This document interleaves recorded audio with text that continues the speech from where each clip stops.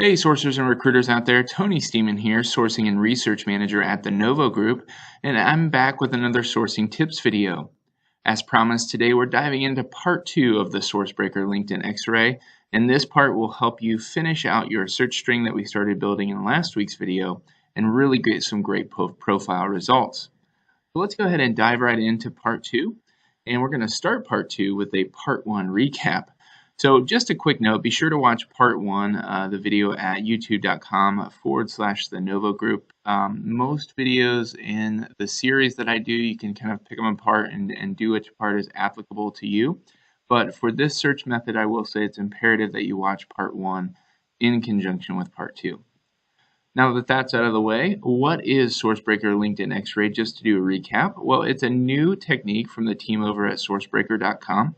And it really allows you to do a new X-ray search on LinkedIn for great profile results, and it uses a Google custom search engine. Now, the people over at SourceBreaker.com have been kind enough to build that search engine for us, so all you really have to do is click on the link in the description below, and it will take you right to their page where you can build out these amazing search strings. Now, the SourceBreaker LinkedIn X-ray method has a core keyword at the beginning of every part of the search string. And that core keyword, it looks kind of funny, but it works really well. It's more : page map : person.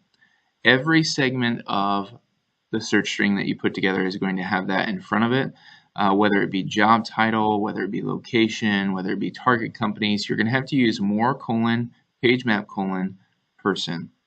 Now, part 1 of our video covered the core search, which I just talked about. It covered location-based search and then also adding job titles. For part 2, we're going to cover target companies and adding in general keywords.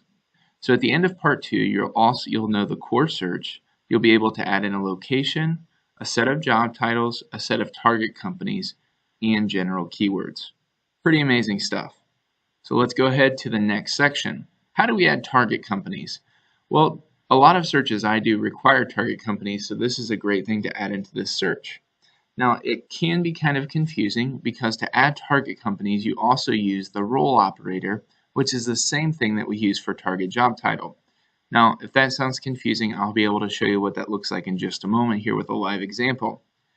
Now, what you're going to need to add in target companies is you're going to have to separate the role operator out to another set of core keywords that must be added specifically for the target companies. So when I have a role operator for job titles, I'm also going to have to add another role operator for companies.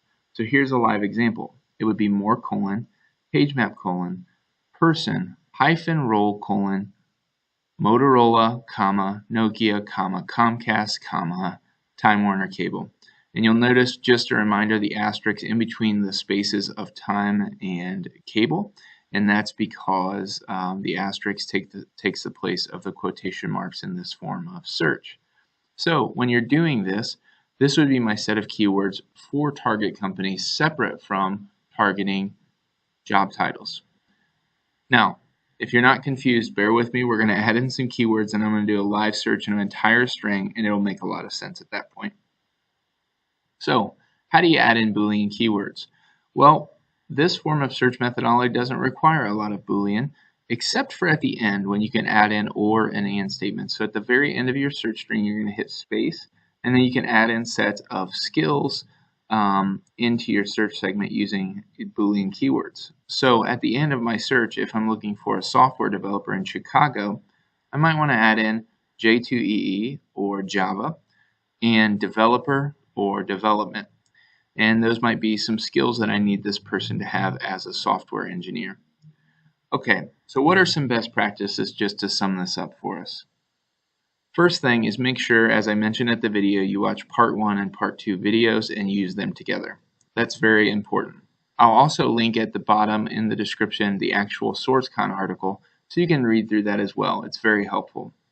Now remember, this is a new search technique. It's kind of in its beta format, and so even the people at SourceBreaker say there's going to be bugs. There's going to be things that you're going to have to try to break and tear apart. That's what sourcing is all about. So I just encourage you to just kind of remember that and keep that in the back of your mind. Another thing that I always do with almost any search methodology, and this is what makes you a really good sourcer, is being willing to experiment. So I believe there's probably other capabilities that we can use this search for. So try new things. Try ways to break it. Try ways to make it better. It never hurts to kind of go outside the bounds of the guidelines and try something new. And then the third thing is I'm always available for questions. There's been multiple people who have contacted me through SourceCon. You can follow me on Twitter at Tony Stemen, linkedin.com/in/Tony Stemen, or also email me at tonystemen@thenovogroup.com. All right, enough self-promotion there. Let's dive over to Google and take a look at what a live example of this search looks like. So here's the SourceBreaker Google custom search engine. I'm going to go ahead and add in some of the things that we learned in the part 1 video. So I'm going to start with more, page map, person, location, Chicago. Now remember there's no spaces there. That's my first core operator. To add anything else, I need to add another core operator in. So I'm going to hit space, more, page map, person, role. Now here's where I'm going to add in job titles. So let's just do software, if I can spell today, asterisk engineer, and that's going to target software engineers. So I'm going to hit space. Now I want to add in, that's all of part 1.